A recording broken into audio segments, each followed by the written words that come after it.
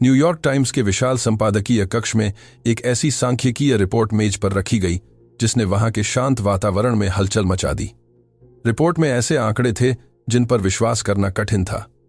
America में हिंदी और भारतीय दर्शन सीखने वाले युवाओं की संख्या अभूतपूर्व गति से बढ़ रही थी।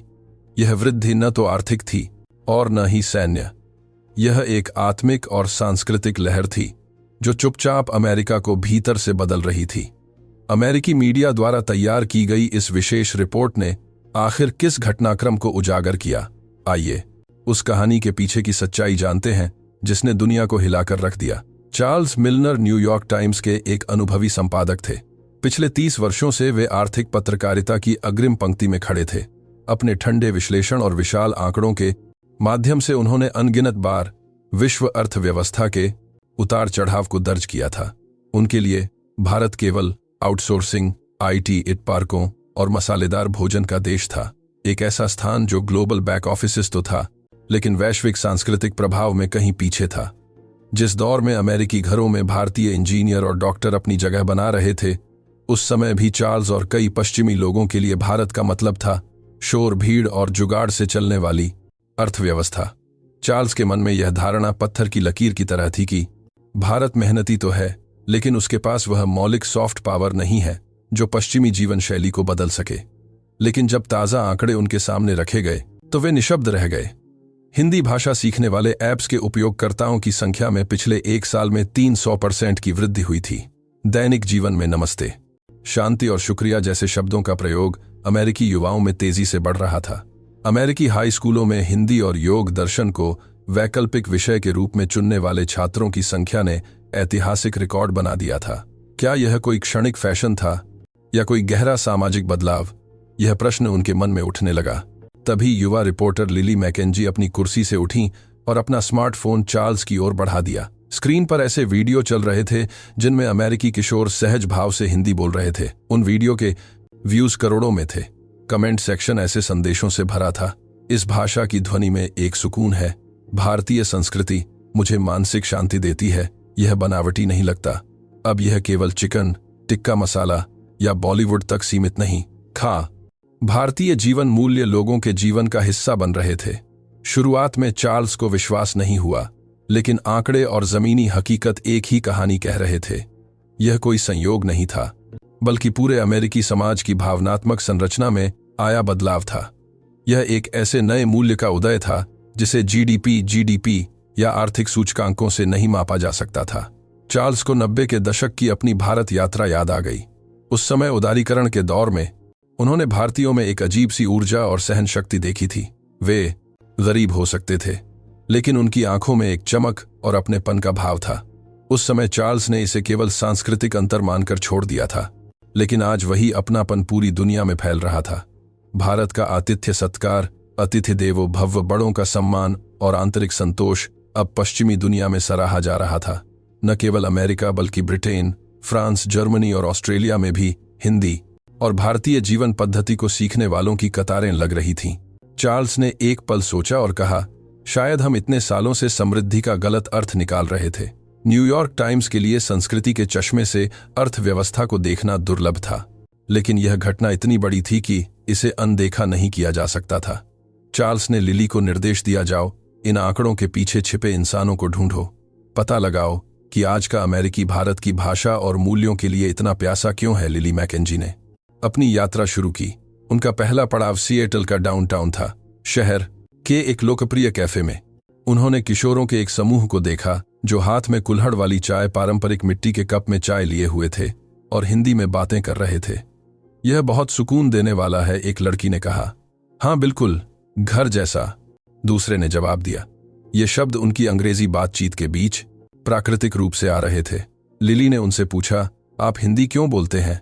एक छात्र ने मुस्कुराते हुए जवाब दिया, क्योंकि इसमें एक ऐसी गर्माहट है जो अंग्रेजी में नहीं मिलती। जब हम नमस्ते कहते हैं तो ऐसा लगता है हम वास्तव में एक दूसरे का सम्मान कर रहे हैं, ना कि सिर्फ औपचारिकता निभा रहे हैं।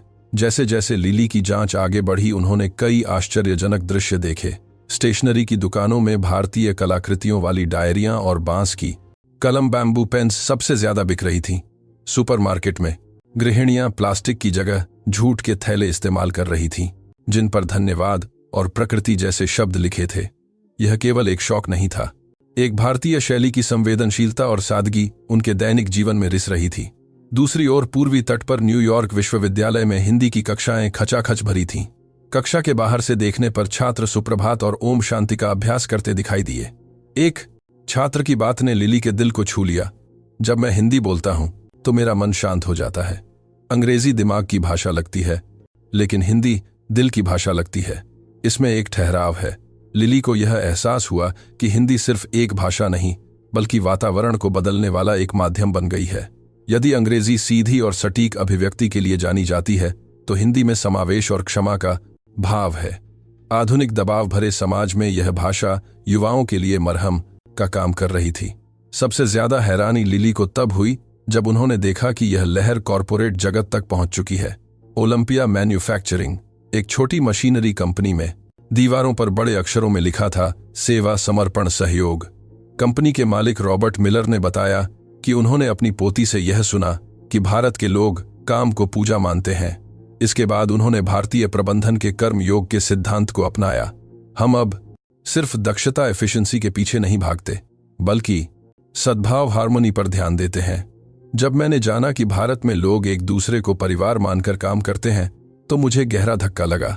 रॉबर्ट ने कहा, परिणाम 3 साल में उत्पादकता 30% बढ़ गई और कर्मचारियों के चेहरों पर तनाव की जगह मुस्कान आ गई। जब लिली ने यह रिपोर्ट मुख्यालय भेजी तो चार्ल्स सन्न रह गए। अमेरिका भारत से सीख रहा है उनके लिए जिन्होंने हमेशा पश्चिमी हलता है, तर्कशक्ति और पूंजीवाद को सर्वोच्च माना था। यह अकल्पनीय था, लेकिन लिली के वीडियो फुटेज में एक नया अमेरिका दिख रहा था। ट्रक ड्राइवरों ने अपनी गाड़ियों पर गणेश की मूर्तियां लगा रखी थीं और शुभ यात्रा के स्टिकर चिपकाए थे। फैक्ट्री मजदूर काम शुरू करने से पहले एक पल का मौन ध्यान रख रहे थे। चार्ल्स ने वीडियो देखते हुए गहरी सांस ली। भारत, जो अपनी सीमाओं और चुनौतियों में उलझा हुआ दिखता था, आखिर कैसे इतनी गहराई से लोगों को छू रहा था। यह कोई जबरदस्ती थोपी गई संस्कृति नहीं थी, बल्कि एक प्यासे समाज द्वारा अमृत की खोज थी। एक ऐसा युग जो भौतिकवाद से थक चुका था। अब भारत की आध्यात्मिकता और वसुधैव कुटुंबकम, पूरी दुनिया एक परिवार है के दर्शन में शरण ले रहा था। अगली सुबह संपादकीय बैठक में चार्ल्स ने घोषणा की, यह सिर्फ एक खबर नहीं है, दुनिया अपनी धुरी बदल रही है। हमें इस बदलाव को अपनी आंखों से देखना होगा। लिली की यात्रा जारी रही। टेक्सास के डलास में एक विशाल गोदाम के बाहर उनकी मुलाकात डेविड जॉनसन नामक ट्रक ड्राइवर से हुई। डेविड का 21 वर्षीय बेटा एक दुर्घटना में चल बसा था, जिसके बाद डेविड ने खुद को दुनिया से काट लिया था। लेकिन एक दिन एक भारतीय फिल्म जिसमें परिवार और पुनर्जन्म के मूल्यों को दिखाया गया था, देखने के बाद उनका जीवन बदल गया। मैं अब सिर्फ माल नहीं ढोता, मैं किसी की यादें और उम्मीदें पहुंचाता हूं, डेविड ने कहा। उनके ट्रक के डैशबोर्ड पर शांति और विश्वास लिखे स्टिकर थे। जब मैं हिंदी का कोई नया शब्द सीखता हूं तो मुझे लगता है मैं अपने बेटे के करीब हूं। भारतीय संस्कृति ने मुझे सिखाया कि मृत्यु अंत नहीं है। डेविड की आंखों में आंसू थे। लिली भी भावुक हो गई। यहां भाषा से परे दिलों को जोड़ने वाली एक शक्ति काम कर रही थी। इसके बाद लिली वॉल स्ट्रीट, न्यूयॉर्क पहुंची।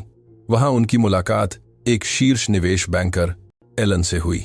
एलन पहले केवल मुनाफे को ही सब कुछ मानते थे, लेकिन जब से उनकी बेटी ने भारतीय शास्त्रीय संगीत सीखना शुरू किया और घर में आपने खाना खाया, भारतीय प्रेम की सबसे बड़ी अभिव्यक्ति पूछना शुरू किया, घर का माहौल बदल गया। मेरी बेटी ने मुझे अन्न का सम्मान करना सिखाया। यह छोटी बात लग सकती है, लेकिन मेरे लिए यह जीवन बदलने जैसा था, एलन ने बताया। अब एलन उन कंपनियों में निवेश करते हैं जो केवल अल्पकालिक लाभ नहीं, बल्कि धर्म, नैतिकता और दीर्घकालिक विश्वास पर चलती हैं। मैं अब सिर्फ नंबर नहीं देखना चाहता, मैं वह मूल्य देखना चाहता हूं जो समाज के लिए अच्छा हो। पश्चिमी तट पर सिएटल की ओलंपिया फैक्ट्री में बदलाव जारी था। रॉबर्ट मिलर की ओलंपिया प्रशिकारों ने देखना ने भारतीय परंपरानुसार सुबह की शुरुआत सबको नमस्कार करने और एक दूसरे का हाल पूछने से की। शुरू में सब अजीब लगा, लेकिन धीरे धीरे फैक्ट्री का माहौल बदल गया। मुझे अब अपनी कंपनी से प्यार है। यहां हम मशीन नहीं, इंसान हैं, एक कर्मचारी ने लिली को बताया। जल्द ही लिली ने पाया कि यह सिर्फ अमेरिका तक सीमित नहीं है। लंदन में हिंदी और संस्कृत की कक्षाएं हाउसफुल थीं। पेरिस के युवा बोर्नजौर के साथ नमस्ते का प्रयोग कर रहे थे। जर्मनी में भारतीय माइंडफुलनेसेस, ध्यान को प्रबंधन का हिस्सा बनाया जा रहा था। प्रोफेसर लिया क्लार्क ने लिली को बताया, लोग चीनी भाषा, मैंडरिन व्यापार के लिए सीखते हैं, लेकिन हिंदी और भारतीय भाषाएं वे अपनी आत्मा की शांति के लिए सीख रहे हैं। यह वैश्विक भाषा बाजार में एक अनोखी घटना है। लिली ने अपनी नोटबुक में लिखा, दक्षता के युग से हम अब उपचार हीलिंग के युग में प्रवेश कर रहे हैं और भारत इस रास्ते का मशाल वाहक है। वापस न्यूयॉर्क आकर लिली ने चार्ल्स के सामने ढेर सारी फाइलें रख दी। 86% हिंदी सीखने वाले 30 साल से कम उम्र के हैं। शांति और योग से जुड़े वीडियो अरबों बार देखे गए हैं।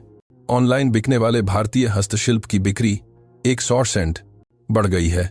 यह अब कोई चाय लट्टे का ट्रेंड नहीं था, यह लोगों के दिलों में हो रही क्रांति थी। चार्ल्स ने फाइल बंद की और खिड़की से बाहर देखा। जो अमेरिका ने खो दिया था समुदाय ठहराव और आत्मा, वह शायद भारत के पास अब भी सुरक्षित था। चार्ल्स के चेहरे पर एक हल्की मुस्कान आ गई। हम इसे आर्थिक चश्मे से नहीं देख सकते, चार्ल्स बुदबुदाए। लोग अब तेजी नहीं, ठहराव ढूंढ रहे हैं। लोग शक्ति नहीं, करुणा ढूंढ रहे हैं। न्यूयॉर्क टाइम्स के कॉन्फ्रेंस रूम में चार्ल्स ने शांत स्वर में कहा, यह रिपोर्ट पहले पन्ने पर जाएगी। इसका शीर्षक होगा एक शांत क्रांति। संपादकों के बीच सन्नाटा छा गया। आर्थिक महाशक्ति अमेरिका, सांस्कृतिक महाशक्ति भारत से सीख रहा है। यह एक नए युग की शुरुआत थी।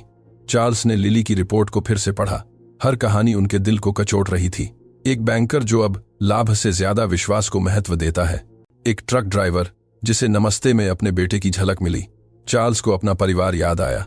कब उन्होंने आखिरी बार अपनी पत्नी या बच्चों से पूछा था, क्या तुमने खाना खाया सच्चे मन से? शायद भारत में लोग इन छोटी छोटी बातों में ही जीवन का असली सुख पाते हैं। बैठक में कुछ लोगों ने विरोध किया, क्या हम भारत का महिमा मंडन नहीं कर रहे? वहां भी गरीबी है, समस्याएं हैं। चार्ल्स ने दृढ़ता से उत्तर दिया, यह भारत की अर्थव्यवस्था के बारे में नहीं है, ये मानवता के बारे में है। भारत इसलिए सम्मानीय नहीं है क्योंकि वह आर्थिक रूप से सफल है, बल्कि इसलिए कि उसने हजारों सालों की कठिनाइयों के बावजूद अपनी आत्मा और मानवीय मूल्यों को नहीं खोया। दुनिया आज उसी लचीलेपन और स्नेह की तलाश में है। लिली की रिपोर्ट के अंत में लिखा था, भारत का निर्यात अब केवल मसाले या सॉफ्टवेयर नहीं है, उनका सबसे बड़ा निर्यात अब मानसिक शांति और हृदय की भाषा है। विमान से न्यूयॉर्क लौटते समय लिली ने अपनी बगल की सीट पर एक युवक को देखा जो हिंदी की एक छोटी सी किताब पढ़ रहा था। कवर पर लिखा था, शुरुआत नमस्ते से करें। लिली मुस्कुरा दी। यह बदलाव अब रोका नहीं जा सकता था। अगले दिन न्यूयॉर्क टाइम्स के पहले पन्ने पर बड़े अक्षरों में छपा, शांत क्रांति, जब अमेरिका को भारत में अपनी आत्मा मिली। यह पहली बार था जब किसी प्रमुख आर्थिक अखबार ने हृदय और भावनाओं को अपनी मुख्य ले लिया खबर बनाया था।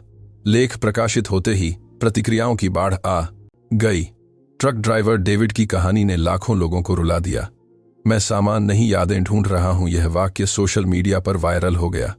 एप्पल, गूगल और स्टारबक्स जैसी कंपनियों के सीईओ ने बयान जारी किए कि वे अपनी कार्य संस्कृति में भारतीय समग्रता, होलिस्टिक अप्रोच और सहानुभूति को शामिल करेंगे।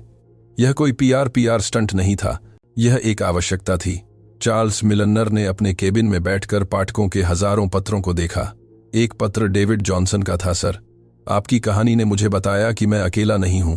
वसुधैव कुटुंबकम, सारी दुनिया एक परिवार है। इस भारतीय विचार ने मुझे बचा लिया। चार्ल्स की आंखों में नमी थी। उन्होंने लिली से कहा, यह कोई ट्रेंड नहीं है लिली, दुनिया अपने मूल की ओर लौट रही है और उस मूल का रास्ता भारत से होकर गुजरता है। उन्होंने अपने अंतिम संपादकीय में लिखा, असली ताकत ऊंची आवाज या हथियारों में नहीं, बल्कि शांति और दूसरों के लिए जीने में है। भारत ने हमें सिखाया है कि दक्षता, एफिशिएंसी अच्छी है, लेकिन जीवन, लाइफ उससे कहीं बड़ा है। हम जिस भविष्य की तलाश कर रहे थे वह शायद हमेशा से पूरब की ओर, भारत की प्राचीन मिट्टी में मौजूद था। आपको यह कहानी कैसी लगी? क्या आपको भी लगता है कि हमारी भारतीय संस्कृति में वह शक्ति है जो दुनिया को शांति दे सकती है? अपने विचार कमेंट्स में जरूर लिखें और इस शांत क्रांति का हिस्सा बने।